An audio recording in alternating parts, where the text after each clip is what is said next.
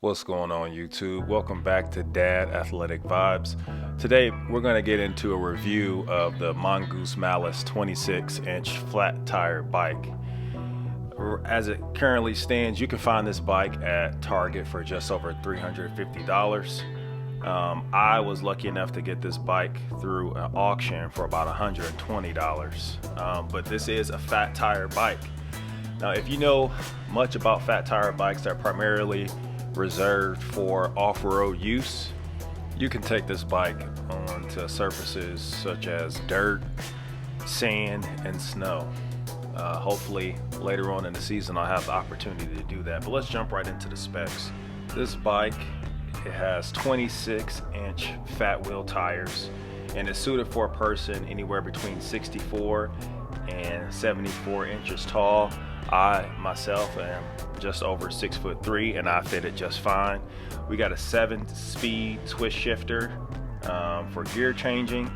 We got front and rear disc brakes, which are new to me. You know, I haven't rode a mountain bike or any bike for that matter for quite a while, so it takes a little bit of getting used to. And it is designed for a person that weighs up to 250 pounds. I'll tell you right now, this bike is a tank. It's is a little bit tougher on the roadway surface because of the fat tires and the overall weight of the bike, but it's perfectly suited for what I needed to do, and that is to give me a challenging workout. So speaking of the workout, I decided to do something different today. I threw my bike in the back of the truck and took off and came to the newly renovated Fort Bend area in Lawrence, Indiana. The workout plan was simple, and that is just to ride my bike to the track, go for a run, and ride my bike back.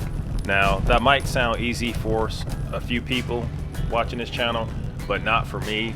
I just started running maybe a couple years ago. I've hated running my whole entire life, even back in the days when I was a football player and ran track. I just knew it was necessary to get me where I needed to be. So after just over 15 minutes, I finally made it to the park. You can hear my brakes screeching. So it was a 3.5 mile bike ride. I burned about 166 calories and my quads were on fire. So here's a overall overhead view of the area that I went to. I mean, it's the fall season, so notice the different colors of the trees. A really nice fall day, about 60 some odd degrees, and perfect weather conditions for me to get it in without feeling too hot, feeling too cold, and have an opportunity to take a look at some good scenery. I start off every run the exact same way, and that is with walking backwards for 5 minutes at a decent pace. And I do this because I'm an avid follower of the Knees Over Toes program, which you can check out with a quick YouTube search. It has worked wonders for me getting these old football knees back to prime condition. After the 5-minute walk, I go straight into the warm-up where I'm running regularly at a lighter pace just to get the blood flowing. And then today I ran a 5K, a slow 5K. So I mean, as you can see, just over 3.25 miles. I burned 606 calories in 45 minutes. And then I always end my runs the same way I began them, with that same 5-minute backwards walk. Now, what's different from this run to every other run that I've done is that I did have my Camelback on my back with water. That was also packed with my action camera and my cell phone because I didn't want it to come up missing.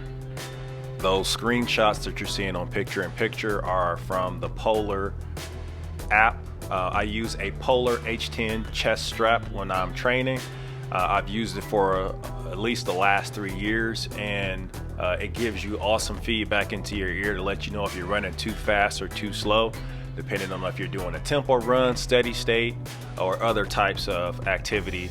It will let you know if you need to put out more effort or if you can bring it back so that you can hit your goal.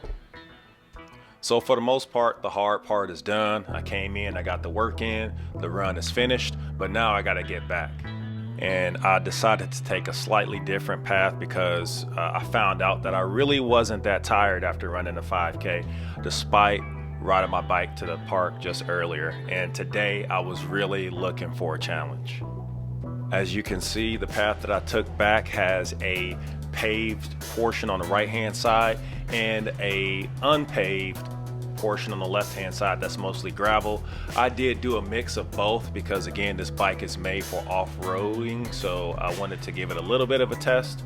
So I started off on the left side, I transitioned over to the right, and man, I gotta tell you, even riding in the gravel with a bike that has no suspension, man, those tires grip the gravel perfectly. Like it was almost like I was still riding on the road. The traction was perfect. So, you know, I think I got to tweak the air pressure just a little bit, but I can see how this bike is going to be successful in different surfaces down the line.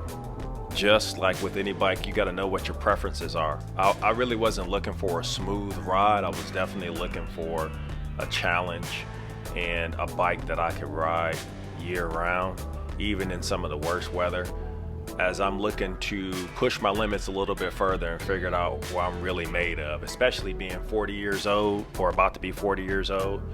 I'm really just looking for a new challenge. I think I've been at my peak of physical fitness in my 20s. I got back there again a couple of years ago, but in this later season in my life, I'm just looking for an opportunity to see how far I can push myself.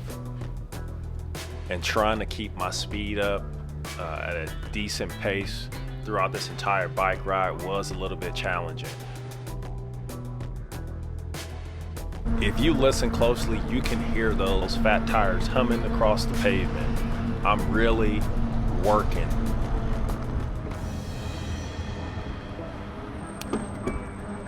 I almost forgot to mention, but get you a pair of those padded shorts that you can wear underneath your shorts, or just go ahead and get a new bike seat.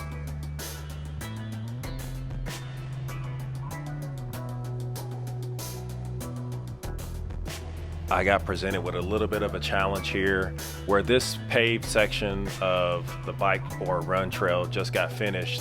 The city construction company was coming back and washing it down, and I obviously didn't want to ride straight through the water, so hopped up the curve onto the street, or went around the truck and got back down to the path. And this bike handled it excellently. Like I said, I can probably let out a little bit more tire pressure and make it a little bit more comfortable because again, this bike doesn't have any suspension, but man, it handled it better than any bike I've ever ridden.